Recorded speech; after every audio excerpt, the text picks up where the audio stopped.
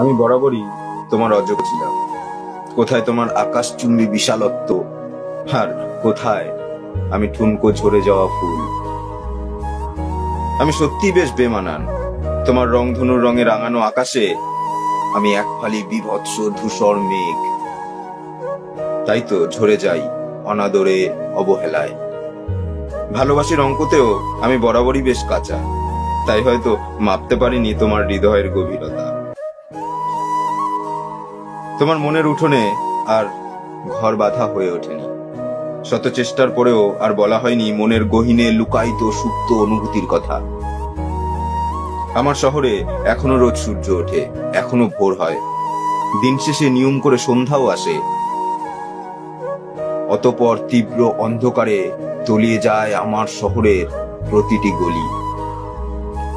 শুধু নিয়ম মানে না বেহায়া মন, অনিয়ম করে তারাও। আবার ভালোবাসা চায়।